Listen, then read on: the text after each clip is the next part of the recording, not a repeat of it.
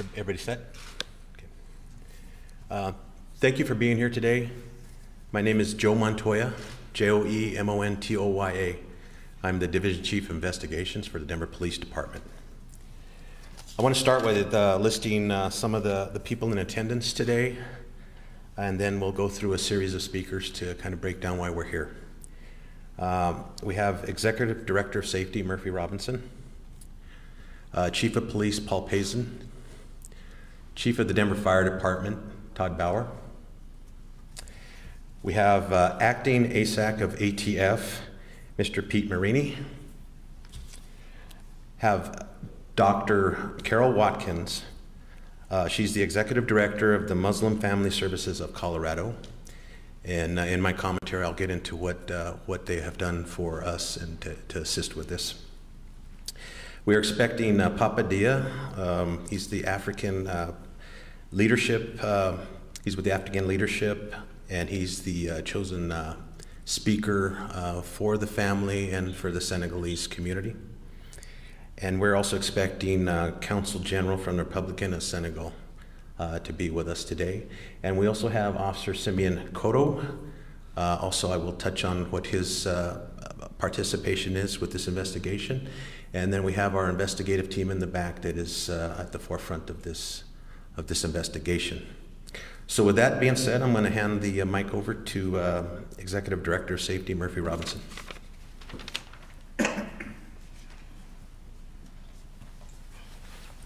Good afternoon, everyone. Wow. On behalf of Mayor Michael B. Hancock and the Department of Safety, I want to thank you all for being here to discuss this tragic case and how you can help us with this investigation. I want to acknowledge the partnership that is being experienced. Although tragic, I believe that the partnership between our agencies and the federal government, both police, fire, the ATF, and everyone that's been a part of this really highlights why the Public Safety Department is so effective and really highlights how we can bring the people that did this to justice. Thanks to the Senegalese President, President Sall, for sending his thoughts and prayers to the family and the Denver community. And foremost, I want to extend my condolences to the Diol family and the Senegalese community. I can't imagine the pain that you're feeling from such a tragic and violent loss. But I want you to know that the Denver family is with you. I want you to know that we're going to work hard to find out who committed this violent act. But we need your help. And we want our Denver community to also come together in partnership. And I'm going to turn it back over to Chief Montoya to discuss the details about how you can help us bring to whoever is responsible for this to justice.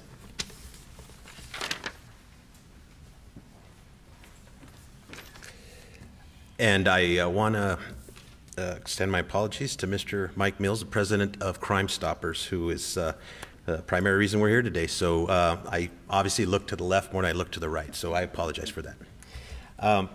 So I'm going to quickly touch on the crime.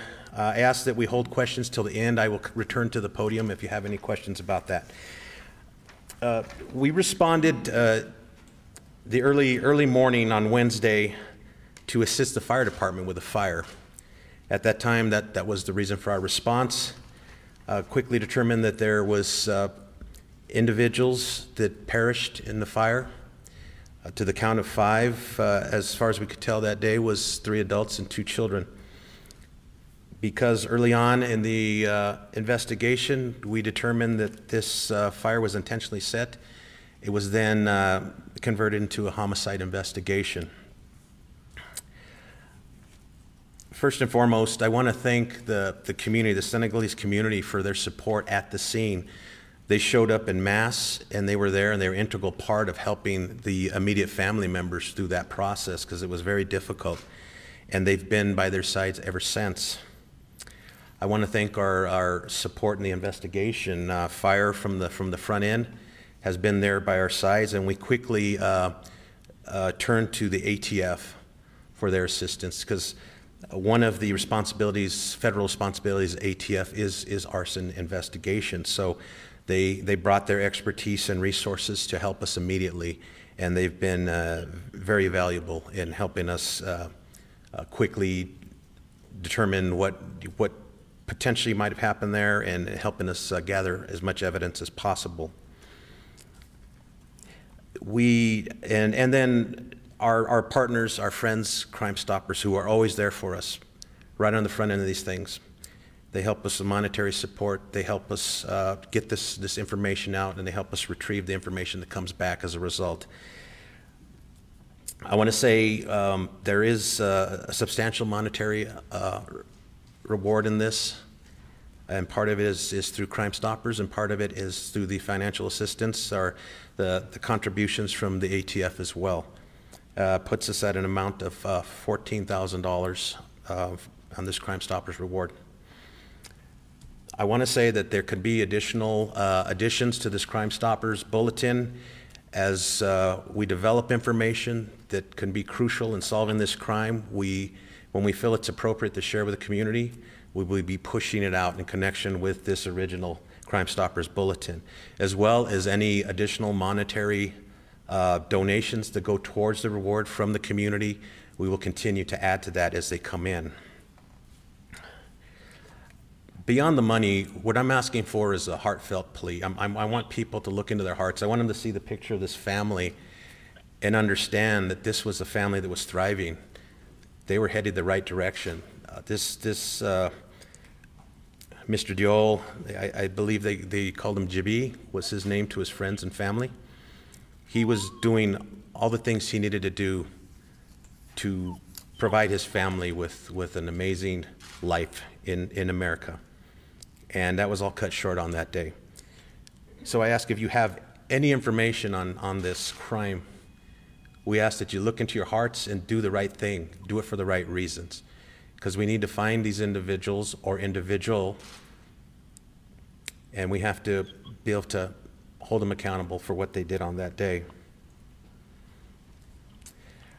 We owe this to that family. We owe this to the Senegalese community, and we owe it to the country of Senegal. So with that said, I'm going to hand it over to the President of Crime Stoppers, Mr. Mike Mills.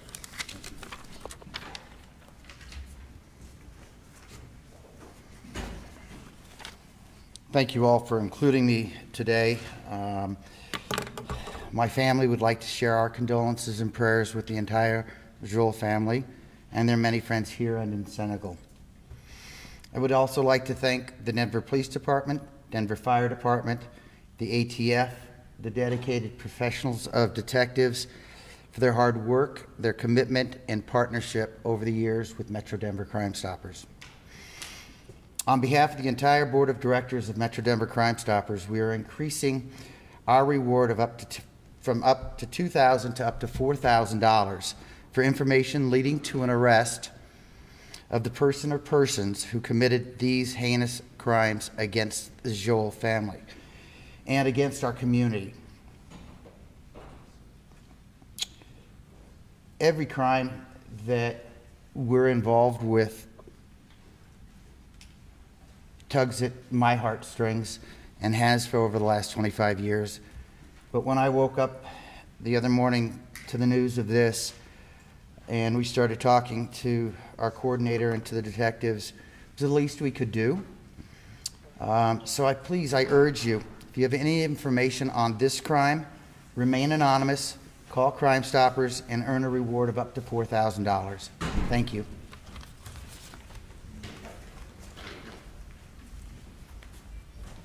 Thank you, Mr. Mills.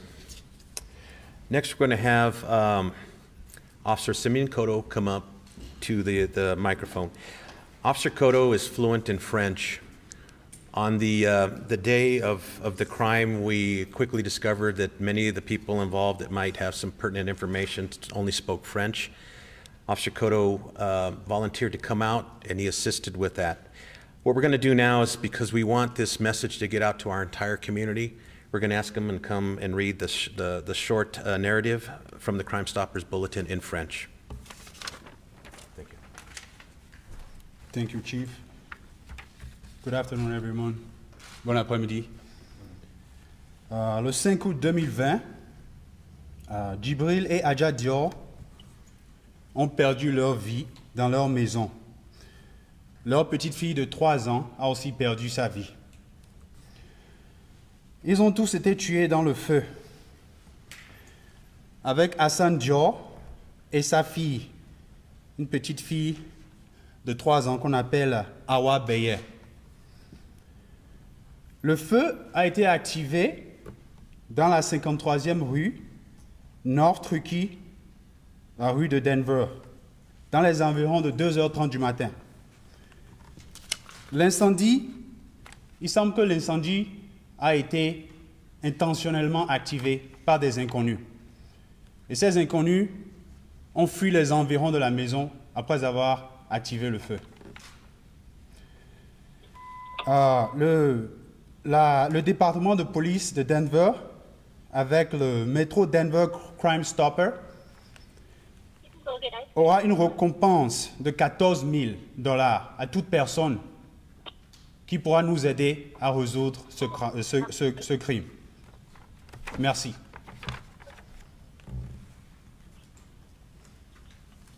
Thank you, Chief.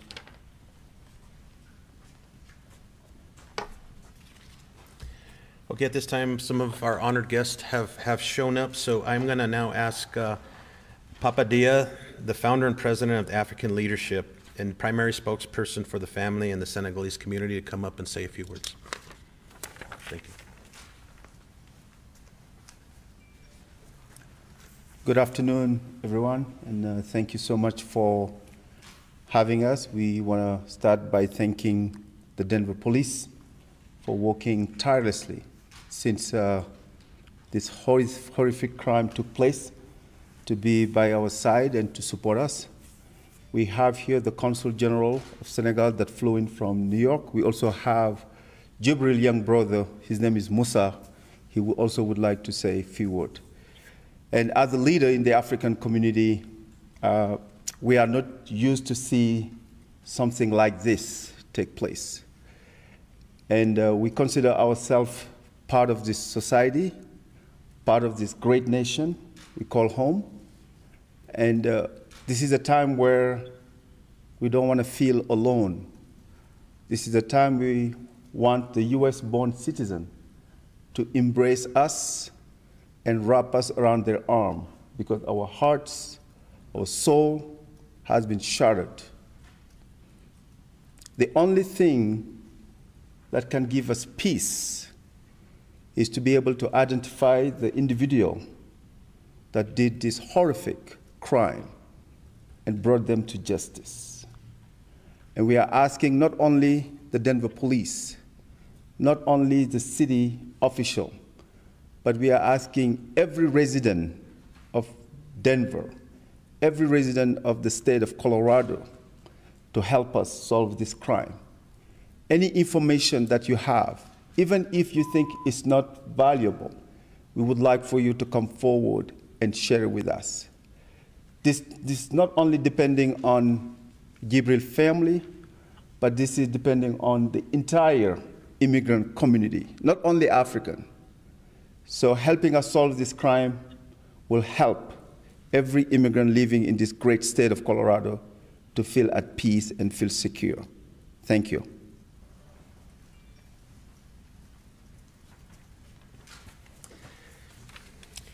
Thank you. And now I'd like to introduce the Consul General of the Republic of Senegal, El Hadji Nadiao. Come up. Thank you.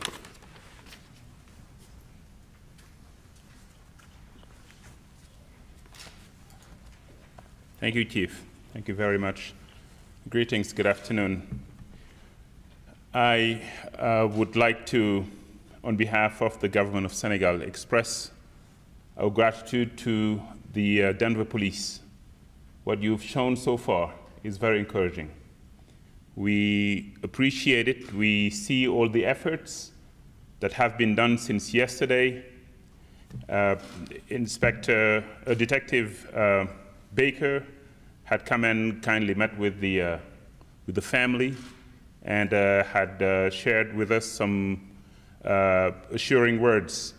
All we are asking for and that you are concerned about is for justice to be served, for whoever did this to be found and to be brought to justice for the sake of peace and security in this great city of Denver, but also for the sake of comfort to its citizens, including Senegalese nationals. I am again grateful for all you have done thus far and look forward to what you'll be doing in the future to bring this to a closure. Thank you.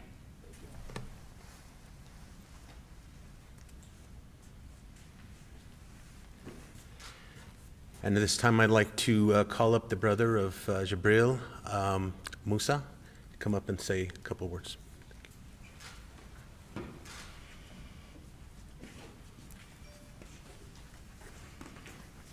Thank you. Good afternoon, everybody. I'm the youngest brothers, those people who lost their lives.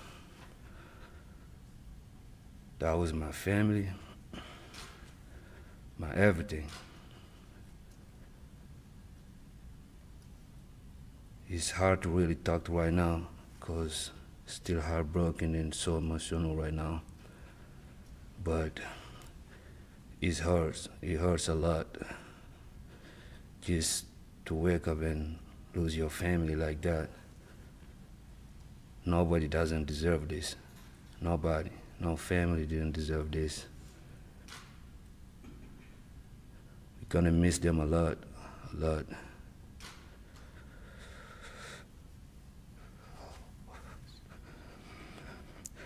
All we want right now is y'all officers. We just want y'all justice. We just want y'all justice. Y'all can do all your power you could to just help this resolve, because this just hurt a lot, you know, losing your family, all your family in one time. But we just want justice. Thank you.